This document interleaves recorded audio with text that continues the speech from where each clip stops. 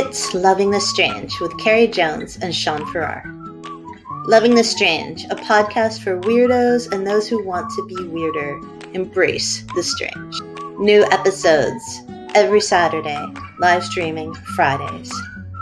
Loving the Strange. Check us out. Hey, boo. Hey, baby girl, how are you? I'm really proud because I remembered to go live. You did. That was your fastest ever. I know. Before the 27-second mark disappeared. It is a special day in podcasting. What? Because of that? Yeah. Hey, D. Harris is here. No! I thought D was bowling. You didn't skip bowling to be with us, did you? Maybe D is multitasking. Maybe. Yeah. So thankfully D's here and all is good with the world. Yay! That's awesome. Don't put pressure on her, babe. I know. D, you're allowed to do other things. You don't have to always just come here for moral support, although we love you for it. And Fiona's here too. Hey, Fiona. And D hasn't left for bowling yet. I got you. Just trying to decide if she wants to go. Earlier today, I explained to D that I am the world's worst bowler. And I don't know if D truly understood because everyone always thinks I'm exaggerating because everyone's always like, I'm the worst bowler ever. Sean, am I truly the worst bowler?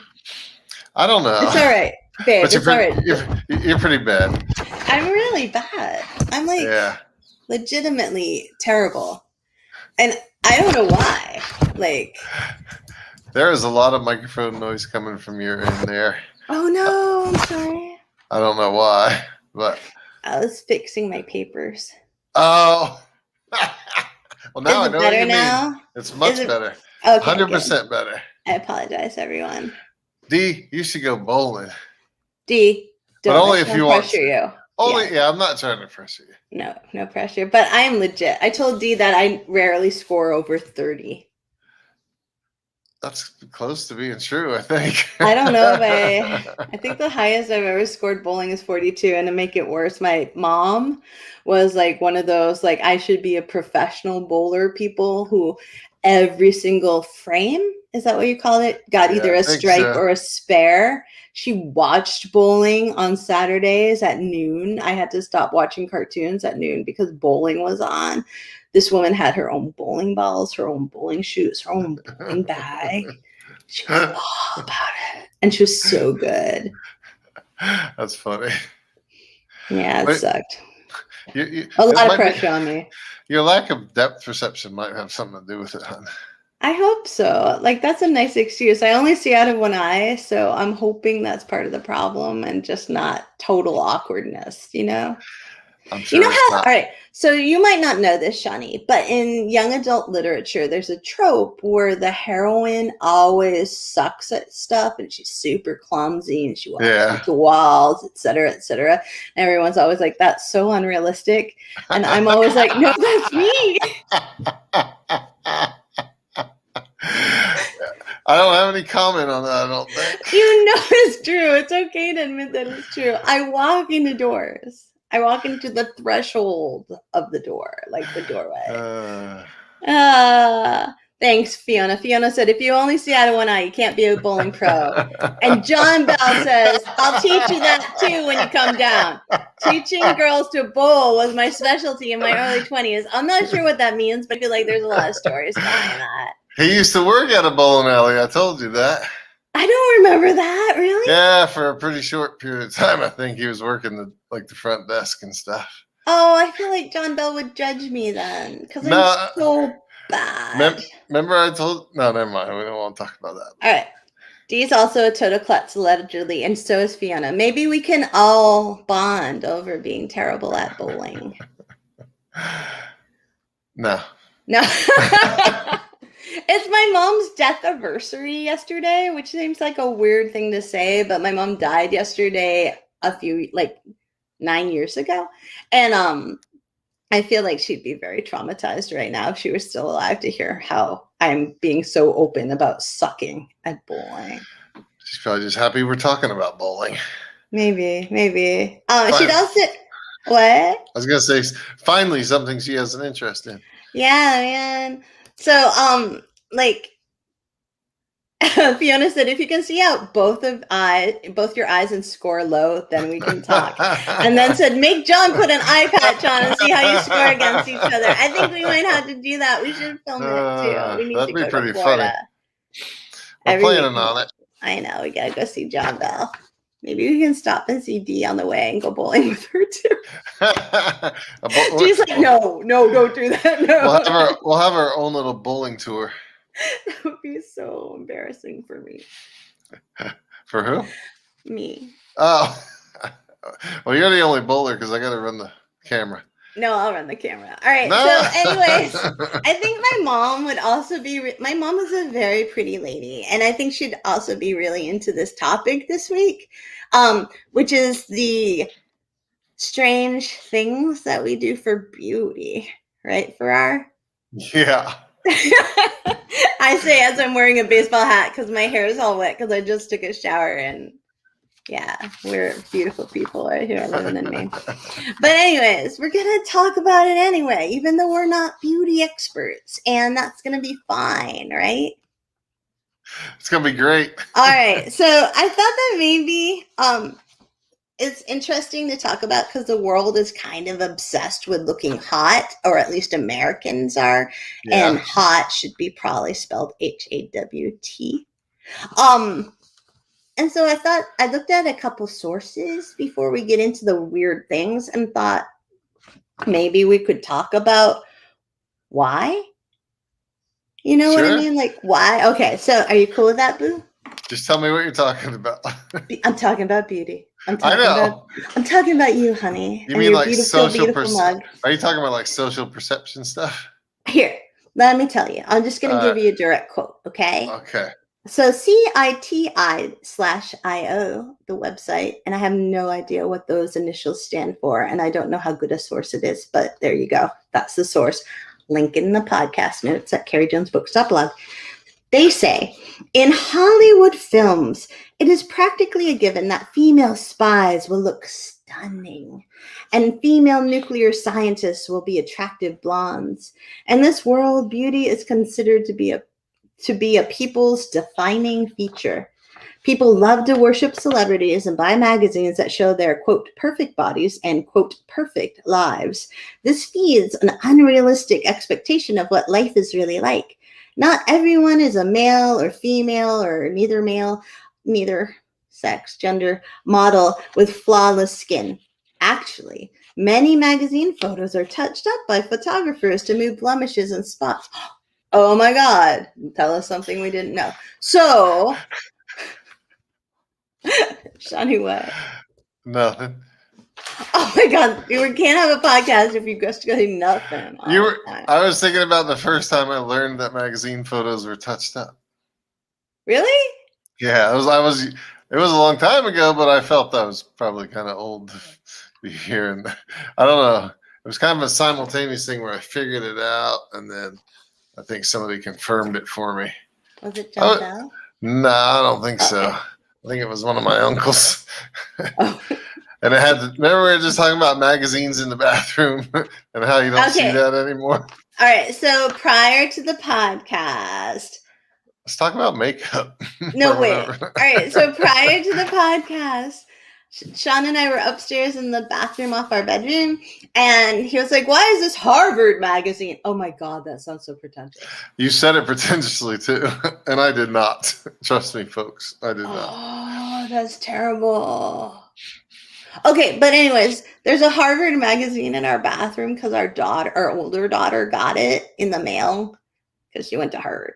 And so now they send her magazines because I guess that's what happens. Anyways, and I brought it upstairs into the bathroom. And Sean was like, why is there this Harvard magazine in the bathroom?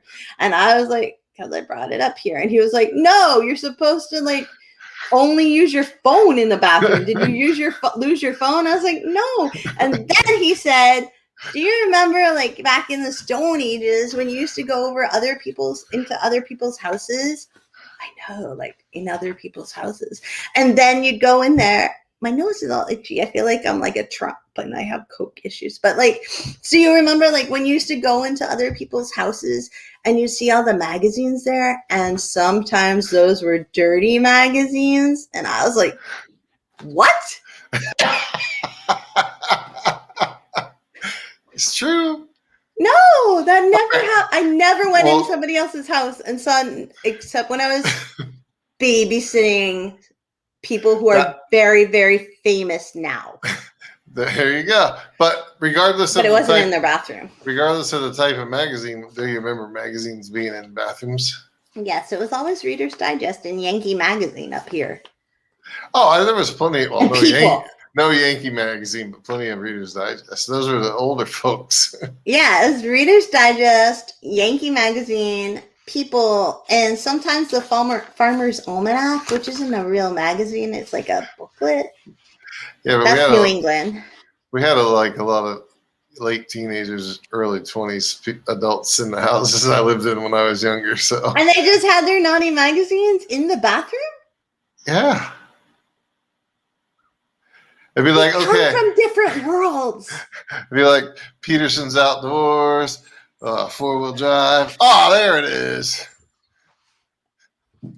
We totally come from different worlds.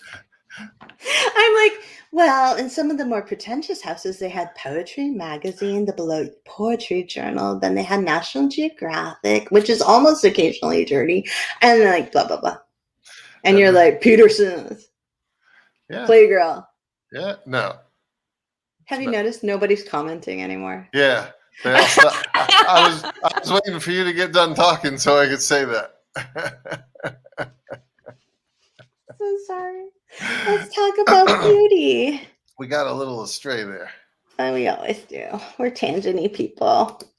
Fiona said National Geographic is, quote, art. Oh, it's all art. It's all art.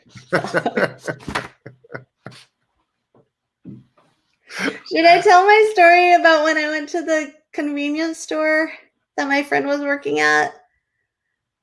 Oh, no. Is that too graphic? Okay. That doesn't have anything to do with weird beauty Kind of trends. does. It kind of vaguely does. I could make it have to do with it. Dee said they didn't have magazines in their bathroom growing up. You know why? Because it's unsanitary. That's why, Dee.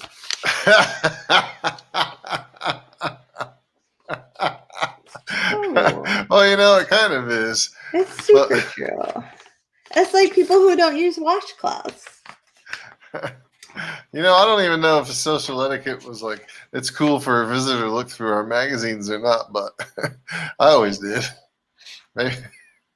All right, anyways, I'm going to give you one more quote about beauty, and then we're going to talk about it, all right? You ready? I'm ready. All right. So, in a 2006 article, this is my reading voice. In a 2006 article examining a society obsessed with appearance, Catherine Masterson writes, ready for the direct quote? Okay. Last year, Americans spent $9.4 billion on cosmetic surgery, according to the American Society of Plastic Surgeons. More than 10 million cosmetic procedures were performed in 2005. Which is like 16 years ago, so that's super old, including 3.8 million Botox injections. Cosmetic surgery is so common, it has branched over to entertainment. A host of plastic surgery shows, including Extreme Makeover, Dr. 90210, and The Swan, allow us to watch the unattractive, or those who simply feel that way, pursue an ideal of physical attractiveness. Why are you laughing? I'm laughing because that's a horrible friggin' name for a show, The Swan. Dr. Swan. It's not Dr. Swan, it's The Swan. You're right. I don't remember that. I've never seen it, but just what it implies is horrible. You go from an ugly duckling to a swan. Via plastic surgery. And then your life is amazing. Yeah. That's what it's saying. Fiona apparently remembers The Swan because in chat they said, "Oh my God, The Swan! I totally forgot about that show." LOL. I never saw it. Apparently, Fiona has. I know. Oh, Dee has too. Dee said, "I used to watch such Swan. That show was horrible." I bet it was. Yes. Just the name makes me feel like it's horrible. It's a really pretty funny name. Do you want to talk about things people do for Beauty Day? All mine are pretty old, actually, like ancient. I hope that's okay. That's all right. But I'll start off with what I thought was a very interesting one. So, All right, I'm ready. what's that show, Bridgerton? You watch a show like that? Yeah. You know how adorable, sometimes, but it was a little slow plotty. Yeah. sometimes the wigs, I don't know what you call them, are really tall, conical shape. I have stuff about this too. You do? Yes. I'm but using you go. it. Yeah, you go. Sure. So those were fashioned out of like wood and wire and stuff. Yeah. And then they would stuff them with cotton or wool or straw, the frame, to fill it out. Mm-hmm. And then they would wrap hair around the very outside so that it looked like it was just a big giant ice cream upside down cone of hair, right? Right. But then they would take beef lard or bear grease a lot of the times to hold everything in place. So the whole thing would be covered with fat. That's right. And then what would happen? Well, all kinds of things, from bugs and lice to catching yourself on fire. Yeah, but what about the rats? Oh, I didn't read about no rats in my article. All right, ready? Did they live in there? Yeah. So they would take off their wigs, right, at night or whenever, when they weren't trying to be all sexy hot, right? And they would put them out there, and because of that lard, right, the rats were attracted to the lard. Yeah. I kind of feel like we would be a good symbol for this. Like, you're the rat, I'm the lard, you're attracted to me. But whatever. Like, wow. I can't believe you said that. I'm feeling so self-deprecating. You're going right off the rails. I'm all right off the rails. Anyways, you're not lard, but I am attracted to you. And you're no rat, baby. And you're I like to nibble on you a little bit. Okay, that was crossing the line. I could have got worse. But that's I know. Okay, so anyways, those rats, right? Yeah. They were like, lard. Ooh, I want me some lard, right? And so they'd sneak over and go into the wigs and they'd start eating them and like messing them all up, et cetera, right? And they'd be like, hey, brunch. We've got a wig here. Let's have a little snack, right? And so they'd be like, where's the crudité? Oh, there it is, the hair. And so they'd go in, they'd make a big mess out of the hair, right? Because they'd be like focusing on the lard. And that's why people created these things called like wig cages, I think. But it's also where the term rat's nest comes from. Like, did your mama ever be like, oh, honey, you got to put a brush through your hair because it's a rat's nest? My mom said that to me all the time. That's where that term comes from. I might have heard that a couple times, but yeah. So people wore rat-infested, bug-infested, lard-smelling wigs, all for the name of beauty. And Fiona said, "Oh my God, balls must have been really stinky." Yes. I don't know. Some of the I didn't see any cures for stinky balls, but the men have some pretty stupid ones too. We did have that sponsor for the podcast once. Remember? Oh yeah. Yeah, it was like a anti-stinky scrotum. Yeah, a whole line of men's hygiene products. Yeah, man. All right. Anyways, there you go. Oh, lard hair. Wait, Fiona's last one. She meant stinky balls, as in she meant stinky balls, as in stinky dances. Yeah, is that not what you thought? No, because you're the one that said men's hygiene products. That's because of what you said. Oh my gosh. Oh my gosh. I gotta start acting smart like you do all the time. It's all an act. Hey, go ahead with one of your beauty trends. Oh, I get to go? I'm afraid of making the noise of crinkling paper. I'll tell you when it's bad. All right, mine's very tame. I'm going to go with a tame one first, right? Okay. So right now, despite the fact that we all know about skin cancer, people still go tanning. And some of us spray tan, not me, but in our attempt to have a tan, which I guess we think makes us more attractive, right? But in World War II, because this is kind of related, but kind of not. In World War II, people would spray paint their legs because there was a nylon pantyhose shortage. Really? Yeah, so they'd like all line up and go out with their friends and be like, "Hey, Marge," or whatever 1942 names women had back then. Like, and they'd spray paint their legs Why? I've never in heard the of that. hopes of pretending that it looked like pantyhose. That's And amazing. yeah, and then there was the opposite of tanning, right? Which Yeah. is being as whitey white as you could possibly be. So Yeah. in Europe during the horrible, horrible Middle Ages, right? It was Yeah. this thing to have as pale skin. Because if you weren't pale, it meant you went outside and did actual work or labor. I mean, you weren't aristocratic, right? You weren't noble. And like you were a peasant, basically. Like to not have super pale skin meant that you weren't super wealthy. Horror of horror. Everybody needed to be super wealthy, right?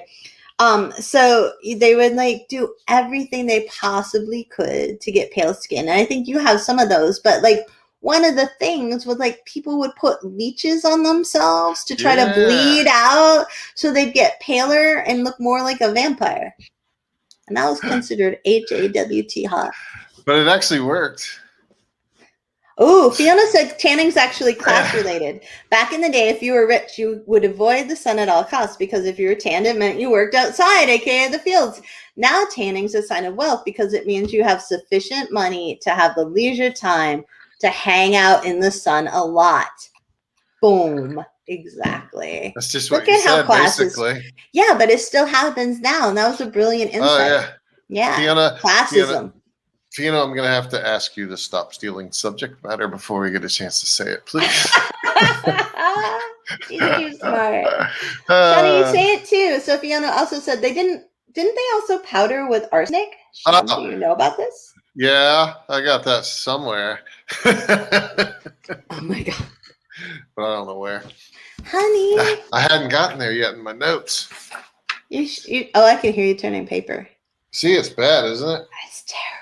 You know what? I might have missed the arsenic one. What? Like, I might have looked on it on another site and just didn't get it off. You know what I mean? But I have a good one that you'd appreciate. I would love to hear it. So ancient Romans used urine. Oh, is it from the Portuguese? As mouthwash. Don't try to steal my thunder. I'm going to walk off the stage. Everybody's stealing my thunder. Ancient Romans used urine as mouthwash to make their breath smell better. They did believe that Portuguese urine was the best. Because it is. The highest quality. It is. And urine does contain ammonia, which is a natural cleaning agent. And if they didn't brush... pee is the best pee. If they didn't brush their teeth, urine might smell better than their breath. Oh. Can you imagine like people being like, "Hey, I need a Portuguese bladder to make my mouthwash." Maybe it was a paying gig. Maybe you could sell it. Oh my gosh, I bet you could. I don't know. Because you know That's you can't like threaten a guy's life for his pee because once you kill him, you've killed the cow, so to speak. Can you imagine like I can see like my whole family them being like, "Hey, are you fetuses? Are you fetuses? Are you pareros? Come here. Can you pee right here into this cup? I need to use it later for mouthwash so I can get jiggy with my husband." Like, hey, that's funny. It's so true though. My whole family would be like, "Boom, give it. Yeah, we'll pee in anything. Give us the money." It's like, yeah. Like, Portuguese people, we're cool like that. I want to bring something to your attention. Yeah. So on at 7:21 on the comments, Fiona said, "I'll stop talking now."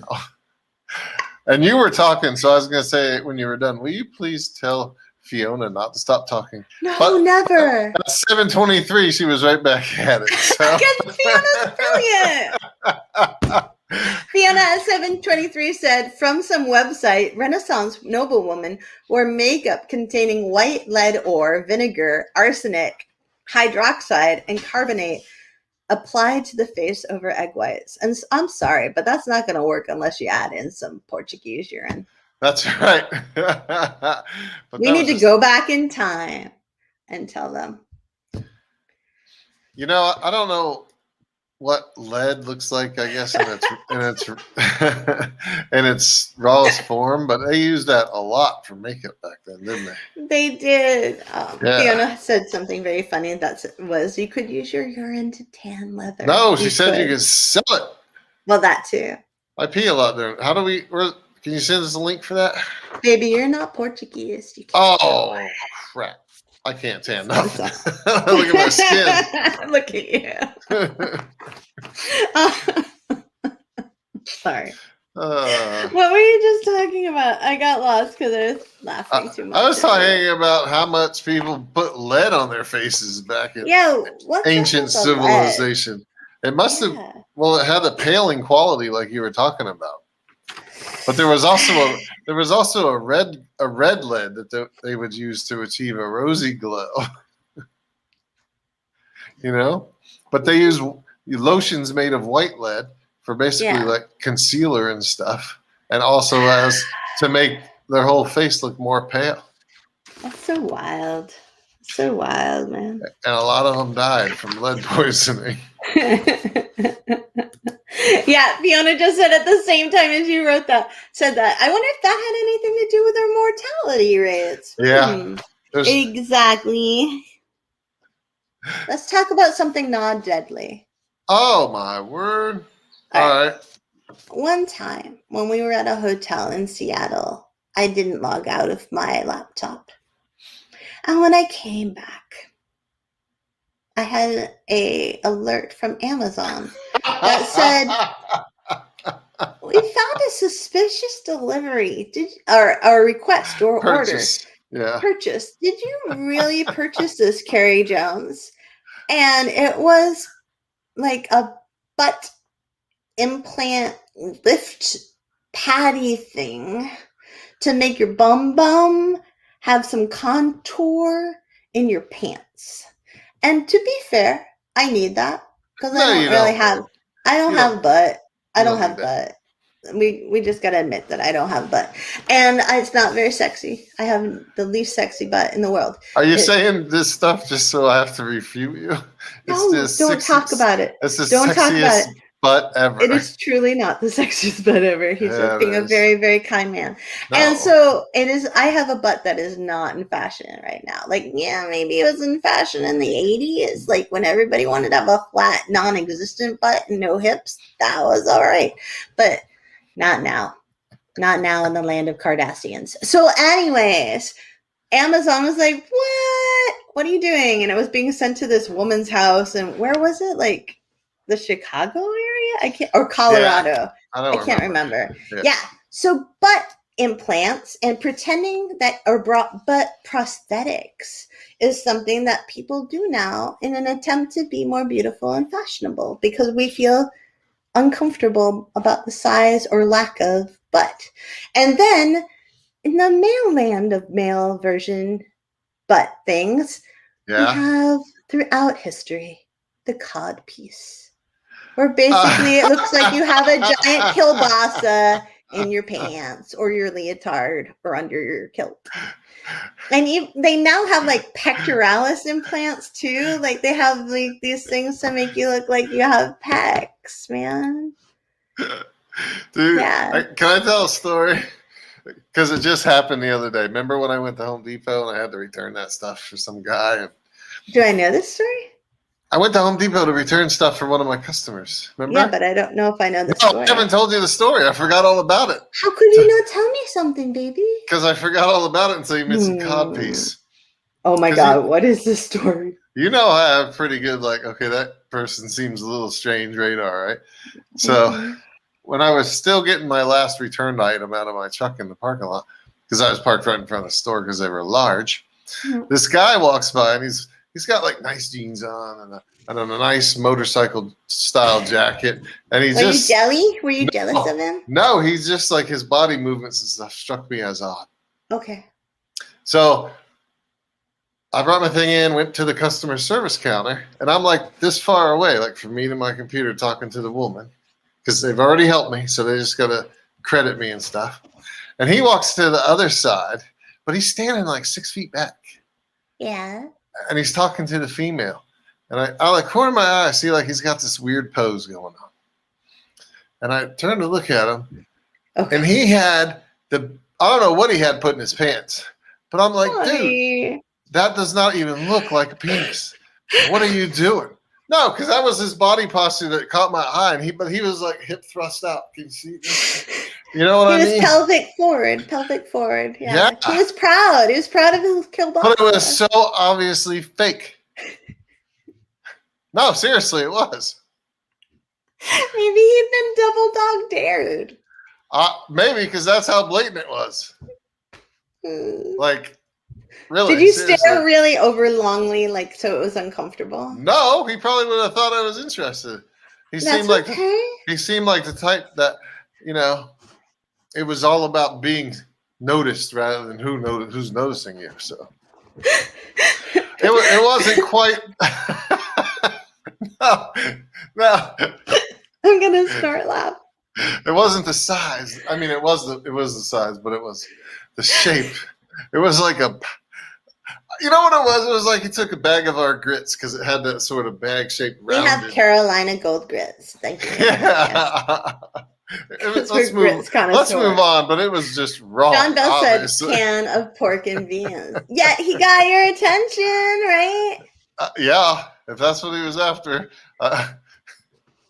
He was going to get more. Not for me, but a lot of people, I mean. There's a story, my favorite story about Shawnee, and grabbing random people's attention is one time he was walking in the grocery store parking lot. I never tell this story correctly. And there was this guy, a couple of guys, and they're obviously a couple according to Sean. I think you've already told the story. All right, never mind. I'm serious. You might as well finish it now. Just finish it now, and then we'll move on. And Sean, and it's just about like how you randomly grab attention. So Sean is a very tall man, like really tall for our part of the world. He's like 20-watt light bulb, said John Bell. John Bell, we don't want to know all the things that can get stuffed down a pants. Or maybe we do. I don't know. But you seem to know a lot about it. So anyways, so Shawnee's walking through this parking lot, and these two guys are there. One of the guys is a little shorter. They're a little older than us, I think. And he's just staring at Sean. Just staring. And like watching him walk by, like the whole head moving, watching, right? And then he goes, wow. That's back when I used to be able to get a haircut at the barbershop. You couldn't see the top of your head. You're too tall. And like that story kills me because Sean's like, guess what happened? Guess what happened? When he came home, and he remembered to tell me that one. But it's also so cute and adorable because, like, you know, you never know when you're gonna attract somebody else's attention. Like, we all are so hard on ourselves and our perceived lack of beauty or perceived lack of, hey, I don't look like Chris Hemsworth and Thor, or hey, I don't look like Zoe Deschanel, or whatever, you know, like, or hey, I don't look like Beyonce. I wish I looked like Beyonce, but whatever, it's okay. Because you don't have to be perfect to be beautiful, and that's like so important. That's my moral lesson of the podcast. You don't have to be perfect to be beautiful. And it's so bizarre how fixated we are on physical beauty, right? Apparently, gay men always are gravitated to Shawnee, ask him about the keys, according to John Bell. And I believe that's probably true. Sean's a hot guy. John Bell, when we get together, I'm going to tell you about how every lady who works at a gas station has the hots for Sean. Every single friggin' lady. They're like drooling over him. And it's so hard because I'm like, what? That's not what I see. That's because you're blind. You don't have the perception of realizing how adorable you are. They're just How being they're just adorable. being friendly and professionally courteous. Holy hell no. Holy hell. I can't tell you how many gas stations I've gone into with him with like a Circle K or an Irving, which is what we have up here. And suddenly, and like these ladies just glare at me because they realize he's taken by someone as dorky as me. You're not dorky, baby. Totally dorky. All right, let's go back to beauty trends. We made Sean uncomfortable. Yay! How'd you do that? Because we talked about how cute you are. Yeah, maybe a little bit. Me and John and I were like, Shawnee's a hottie. I don't know if John thinks so. I'm sure he does. Anyways, crap. So there was this thing called a hobble skirt. Have you ever heard of that, Sean? A hobble skirt? Yes. So you know how like when... Okay, Go yeah, ahead. guess. No, you guess. No, because mine's horrible. I was thinking it was like what do you call it? Like a pencil skirt, like really tight, so they were like women couldn't walk at all, like move their you're feet. So close. This is why you're attracted, because you're so smart. So a hobble skirt is kind of like a reaction to the corset. They're like, how can we make that shape without breaking women's ribs and making them pass out? And they said, oh, we'll make it so they can't walk. So they created these skirts that were so tight that their legs were almost like bound together, and they'd just be like walking like that, and they'd be hobbling around. The hobble skirt. So that pretty much makes your midsection look larger. Is that what they're trying for with hoop skirts, like your hip area? No, your butt looks bigger. So you've got that hourglass silhouette, right? But your like waist looks really tiny, just like a corset. Yeah. Gotcha. A hobble skirt. You've learned something today. I sure have. I have corsets on my list, but everybody knows about corsets, right? I don't know about the stories about the keys, and that's what I really want to know right now. Oh, that's a simple story. How about no hair? No hair? Yeah. Did you learn about how back in the like 1300s in Europe, because all the great fashion came from Europe? Of course it did.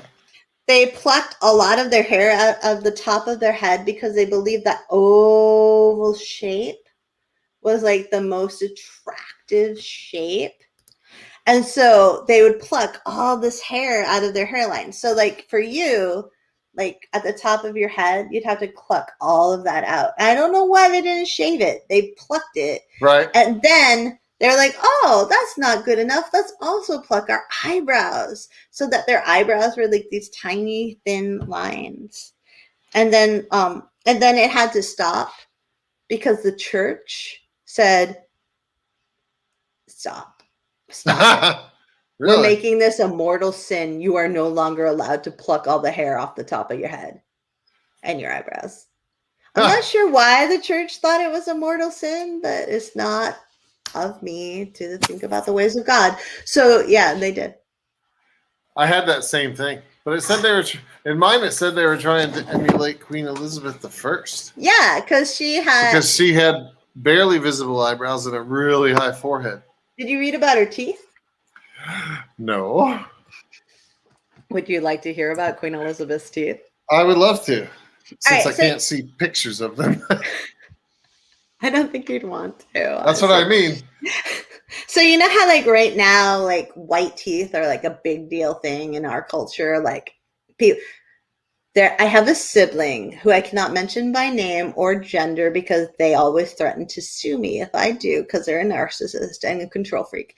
But I have a sibling whose teeth are so obviously like Hollywood bleach dyed. Maybe they're dentures. I don't know. They're a lot older than I am. And they look completely not natural. Do you know what I mean?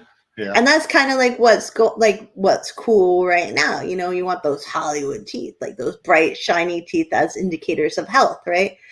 So we don't need to see that. For those of you who are only listening, Sean just showed everyone his teeth. Anyways, I was looking at myself. I'm sorry. Okay, that's for. Hold on, let me just go. Wow. Oh, thanks, baby. So anyways, Queen Elizabeth did not have those pearly white teeth. Because Queen Elizabeth, allegedly, she can't sue us because she's dead, but allegedly was super addicted to sugar, right? Oh. And that sugar was only available to people who were super wealthy back then, right? It was like a treat. Kind of like it is now, but mass-produced treats, and so we all have obesity issues. But whatever, and blood sugar issues. But whatever. Back then, only the super wealthy got to have sugar.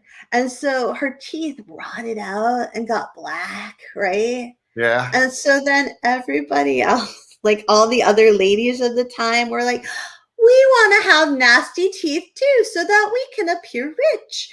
And so they would blacken their teeth to look wealthy and pretend that they'd eaten tons of expensive sugar, just like the queen. And in Japan, there was a different variant of that, right? They used a lacquer, made from, I need to look it up. I'm so sorry. Vinegar, I think. They dissolved iron in vinegar. Mm-hmm. And at first, like, the people who were doing it were like military commanders' daughters and stuff, and they like put it all over their teeth. And then eventually, aristocrats, all of them did it. And then eventually, like, the commoners would do it when they had a special event. And so everybody had these black teeth, right? And it turned out, because it's Japan and not England, I guess, no offense, England, like, that actually helped protect their teeth from cavities and stuff. But it's so funny to try to imagine, like, black teeth being like the cool, hot beauty thing. You know, it's so subjective. What? That is subjective. Yeah. How things change like that too. Yeah, You know? Sheesh. And they're still, like, you know how people have like these grills, like super Yeah. fancy grills? Like, they had that, I think, in ancient Mayan times too. What They they had make them these out of? gems. Like, they'd Oh. have these inlays, but in order to keep them in their mouth, they drill holes into their actual teeth, which sounds so painful. Doesn't it? Yeah, and then they like have like the fanciest people, I think, like royalty, would have jade, but everybody else would have just regular jewel grids. Huh. Grills. That's sorry. crazy. Yeah. That must have sucked because they were probably drilling by hand, like spinning the. You know what I mean? Yeah, Liz Graves said, I was hoping they were made of corn because that sounds yummy. You'd always be eating your teeth, Liz. Like, you'd have to refresh it all the time. I have one that's kind of horrible. Is it gross horrible? Oh no, is it painful horrible, or is it cod piece horrible? It could cause blindness horrible. Oh, that's horrible.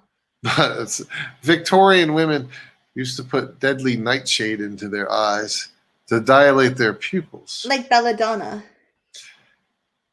Is that nightshade or the same thing? Does it do the same thing? I don't know. Similar, yeah. Yeah. What? That's nasty. But it would make your pupils bigger and it'd make your eyes all watery. So they were trying to play the part of the damsel in distress, basically, you know? It's because they didn't have Snapchat filters. They just wanted to look like doe-eyed, innocent women that needed a man to rescue them.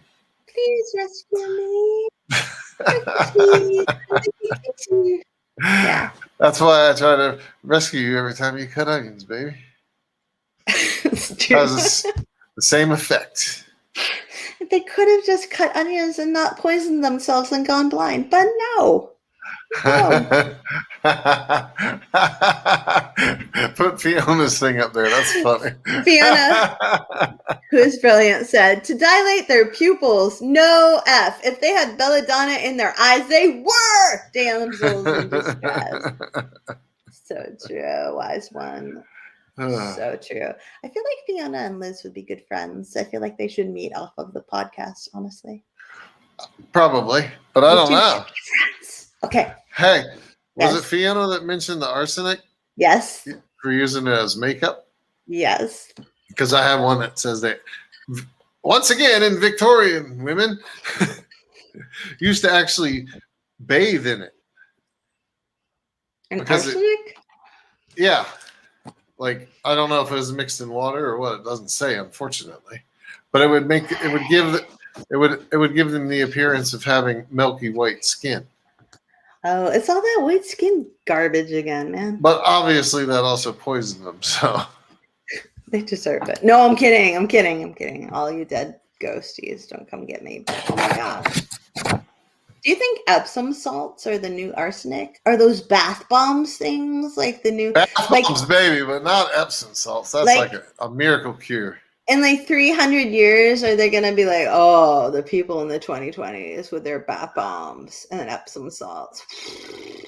Wow. What were they thinking? Didn't they know that was toxic? All right, I want to talk about the unibrow. Oh, is that a trend? Did you ever hear about the unibrow? Woo, that's my lack of unibrow. So I know yes. what a unibrow is. Okay, so I think. So a unibrow, you know, like Bert and Ernie, didn't one of them have a unibrow? Yeah, I don't know which one. I think maybe Bert and Ernie. Okay, anyways, so the unibrow is when you have one continuous eyebrow across your face, right? Yeah. All right. So untouched eyebrows were not a thing in ancient Greece, except they kind of also were. So if you like had these eyebrows touching, Yeah. it meant that you were pure and Ah. beautiful and brilliant. So allegedly the DNA that gives you a unibrow back in ancient Greece, before they really knew about DNA, also carried the "you're brilliant" gene. And so like all women wanted to have a unibrow. So if you were like me, like I would have to do like so much work in order to get that unibrow, right? Because I barely have eyebrows at all. That's a lot of implants, baby. Yeah, I know. And so since they didn't have the implant technology back then, hun, I've got to say that you would have to work pretty hard for that unibrow too. Hey, these are untouched right here. But they're not touching either, so. So basically, everybody wanted to have a unibrow because they wanted to be a beautiful smarty pants. Because who doesn't want to be a beautiful smarty pants, right? And so what they would do is they would go to great lengths to get that look, right? Right? So what they would do is they would take goat hair and weave it together, and then they would paste it onto their forehead. Like these fake eyebrows of goat hair. Goat hair? And you know how they would stick it on? I was going to say, what they use for paste? Lead? No, not lead, nor arsenic, nor lard. No rats were eating. No rats. Yes! Did you look ahead? Did you cheat somewhere? No, you started to say it. Man. You said tree. Tree resin. Tree resin. Yeah. And like, I've got to tell you that as a man who can't handle like getting maple syrup on your fingers, I don't think you would have dealt with that very well. No, God, I wouldn't. But you know what I just realized during this whole brow conversation? What? That if you don't have a natural unibrow, if you don't have a natural unibrow and you make one, you're going to end up with a flying seagull picture on your face. You know, with the two, because your eyebrows naturally arch down. So it's gonna, you know how you draw a seagull on paper? It's just like swoosh, swoosh. Yeah, it's like that. Oh, yeah, I can draw one here. That's what you have on your face, swoosh, swoosh. That's right. I'm never gonna have a unibrow because I don't want a seagull. That's because you don't want to be a beautiful smarty pants. Here's my seagull. Oh, you can't see because of the light. No, we can't see. Oh, there it is. Oh, it's a seagull. That's a fancy seagull. Seagull? Suggle. It's the Suggle, man. Liz said that's got to be on the list of possible future book titles. Who doesn't want to be a beautiful smarty pants? Liz, I think that's a self-help book that's going to be an instant bestseller, honestly. Sounds that way. Holy cradoli. Like, that is brilliant. I'm going to have to give Liz a take if I write this self-help book. Because that's right. That's good. Suzanne said, I know what my next Halloween costume will be. Ancient Greece, here I come. Because she really wants to try out the goat hair. You know you want to, Sean. I'll make it for you. We'll go find a goat somewhere, maybe in Lemoyne, Maine, and we'll like get just grab a handful and run, or what? Yeah. I think we'll just go to one of the fairs this summer and pick some up off the ground. If they have fairs, we could totally do that. Liz says, unless you're worried about something, and then you'd have too many swooshes. That's very true, Liz. That's right. Too Many Swooshes also sounds like a pretty good book. Too Many Swooshes? Yeah, Too Many Swooshes. All right. What else you got, baby? Me? I just did the amazing goat hair unibrow. I've been doing all the talking here. Do you know what else Victorian women used to do? This is more like a crapping on Victorian women podcast. Yeah, stop it, man. They used to purposely ingest tapeworms. Oh, I knew that. And I think some people still do that, honey. They lost weight quickly. Yeah, but at least nowadays they could probably just give you a really healthy pill that just kills it and then it comes out, right? But they had to take. Do I want to know what happens? I feel like this is going to be gross. They used a special device to get it out, but it had to go through the digestive tract, so it often choked the patients to death. No. Yeah. That's nasty. Do you know that side effects of having a tapeworm diet, which is what I'm going to call it now, the tapeworm diet?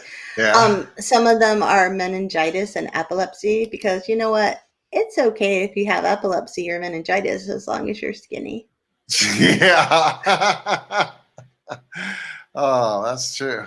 Fiona backed me up and said they'd still do it today. And yes, then said at least they weren't heavy for the pallbearers. Fiona, that's dark. So dark. Very true, though. Oh, my word. Oh, man. Actually, if you knew somebody was going to pass in the near future and they were quite large, you could just slip them a couple tapeworms on the down low. No. Make it easier to carry them. Yeah. You are so selfish. So they lose weight during their last days. All right. Did you know that people currently do snail facials? Like they put the slime from live snails and the snails like go on your face and they spread the mucus all around? Why? Because it feels good. And they've been doing that since like ancient Greece. And they still do it today. It feels good, or is there actually supposed to be another health or beauty benefit? There's supposed to be a health and beauty benefit, but I don't know what it is. Ah. And there's also a thing, speaking of like bugs and little creatures, like I don't know how to say this word because I'm not intelligent enough, but I think it's apitherapy. And it's all the things that come from bees, and that includes the venom from bees. And and also people go to apitherapy to get rid of their fear of bees, and like they can get covered with bees. And it's supposed to be therapeutic and helpful. Is it? I mean, what if you have a fear of bees? That seems really intense. I don't know. And some people think that they get more beautiful by doing things like a snake massage. Yeah. I think you'd be into this, Sean, because you like the snakes. I'm into snake massages. For sure. Oh! No doubt about that. Oh, I didn't realize how naughty that was. Oh my gosh, you're going to get banned. From by whom? From what? Facebook. There's no... All right, so anyways, There's a place called the Barak's Carnivorous Plant Farm and Spa. It's in Israel, and they have massage services that like have like 6 snakes slithering all around your body.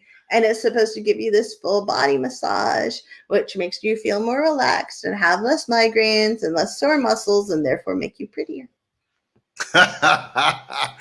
Guess what? What? We got to do that all over again. Why? Because Fiona missed the naughty bit. Oh, I'm not doing that naughty bit again. Come on, baby. Just Oh, no. little... You can private message Fiona and tell her what the naughty bit is. No! So Suzanne said, what? Okay, wait. What for our... No, I was going to say she could just listen to the podcast again. Oh, that's true. Zip up to like poor woman. Start at the 45-minute mark. Suzanne said Victorians also tried to cure syphilis with mercury. I learned this at the Hot Springs Museum at Hot Springs, Arkansas National Park. Really? Mercury? Yeah, I think I've heard that before too. Really? I wonder what killed them first, the mercury or the syphilis. I don't know. I think that they also used to wear wigs and weird things on top of their head to kind of hide the rotting smell of syphilis in an attempt to still look beautiful and maybe spread the syphilis more. I don't know. But I think I saw that. They probably didn't somewhere. even know how it spreaded. How it spreaded. They probably didn't even know how it spread. Sorry. We're such an intellectual podcast. Oh my God. This is why I'm not a professor anywhere. I know. This podcast. I said it, not you. Okay. So Cheryl said, my brain's slow. I was wondering what was dirty about the snake massage head bends. Cheryl, you're just beautiful and innocent, and you're not married to Sean. That's all. Fiona said, are the snakes venomous? Because that would make it more exciting. It would. It would. Definitely. Do you have any other ideas, crazy things people do for beauty before we end, honey? Because it's an hour. We're being an hour in this joyous podcast. We didn't say too much about beauty, really. Yeah, we did. We said all the things people do for beauty in the beginning. We talked about how it's such an industry and people make money off of beauty. And then we also talked about how we often don't feel like we're beautiful, but then people will go, wow, in the parking lot when we walk by. I know. It's just, that's why I always tell people to be nice to each other. I got one more for you. Oh, thank God. In ancient Greece, Hippocrates. Hippocrates. How to say it? I started off wrong, then I finished. Hippocrates created a mixture of cumin, pigeon droppings, horseradish. I was in with the cumin. Yeah, that's the best ingredient. That's why they put it first, except for horseradish. Cumin. I don't know. The penguin poop is probably the best ingredient. It's pigeon. I'm sorry. Cumin. I like penguin better. I'm all in with penguin. Sorry. You're a horrible co-host. I know. I'm so sorry. Cumin, pigeon droppings, horseradish, and nettles as a mixture to try to cure baldness. Wait, so they spread they would rub it on their head, yes. But even before that, in ancient Egypt, men blended iron oxide, lead again, onions, honey, alabaster, and fat from various animals for the same reason. Neither one worked. So. Oh, it was like an early Rogaine? Yeah. It probably worked good with the ladies too, both of them. Oh, wow. You're so sexy. You smell like pigeon poop. Yeah. And cumin. Is cumin the one that turns everything orange? No, that's turmeric. Oh, yeah, that's right. Yeah. Cumin is like the one that you love. I love my favorite spice. Yeah. I'm addicted to the cumin. I would rub cumin into my face if I could. Right after a snake massage. Like after after I did I plucked all my hair out up here to make sure I had a perfect oval face. I would never do that with this chin. Like I'd be so horribly, heinously ugly. I love you, Carrie Elizabeth. I love you too, Shawnee, but I'm a little worried about why you just said that then. Because I slid another joke in there and nobody, not one soul got it. What was it? I'm not even gonna say. It's like we don't know how to say it, Liz. We just don't know. We're not cultured.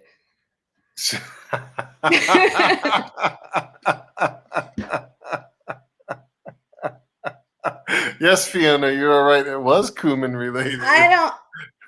Anyways, you're gonna have to tell me later. Well, we don't have to worry about censors. It's in there now. It's not bad. It's like one of those books that people write, the treasure hunt books, except this is a verbal treasure hunt. No, I don't want to know. I don't want to win the prize. All right. David, you want to wrap it up and say something wise about beauty doesn't matter and it's in the eye of the beholder, or no, I think it's all just about reproduction and that shouldn't define us or something? I was just thinking about eye of the beholder the other day, and I was like, that's another good name for a book title. Eye of the beholder. Yeah, it could be. But is it really a good thing or is it a bad thing, Eye of the Beholder? To me, it sounds like a thriller. No, not for a book. The beauty's in the eye of the beholder. Oh, it's like when you say to me, it's like when you hold on, time out. It's like when you say to me, "Baby, you're so beautiful," to me. That's why I never say that anymore. I don't say that anymore because you can't take it anyway but the bad one. So.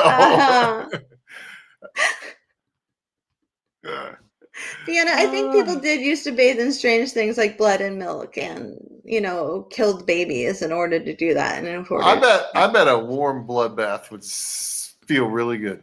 No, I think that would feel really bad. And I cannot believe I'm married to someone who just said that. If it was a dark room and you didn't know what you were getting into, it was nice and warm. That's a horror novel. That is a horror novel. No, you're never supposed to find out. It's not like somebody turns on the light to scare you. I don't even know right now. But that is a good scene for a horror anything. Oh my gosh. You thought it would feel good. It would. You're gonna start quoting things from Silence of the Lambs in a second, or doing a Biden and leaning into the microphone. I lean into the microphone all the time and whisper. No, I don't do that. I have the tiger in my head too, Fiona. It would be viscous. Ew, that's a good pun. Liz said, think of the smell. Exactly. And Fiona said, and then it would congeal as it cooled. Sean, a bloodbath is not a good idea. Yeah. So if you stay in there too long, then you're like in a big block of red jello. And you're stuck in the bathtub. Oh my gosh, I'm so terrified right now.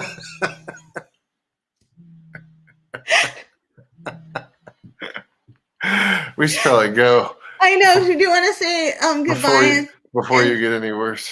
I know. I'm terrified. Oh my gosh. In the divorce proceedings, I can just bring in this podcast tape. And I'll be like, Your Honor. This was when I realized who I married. Too late.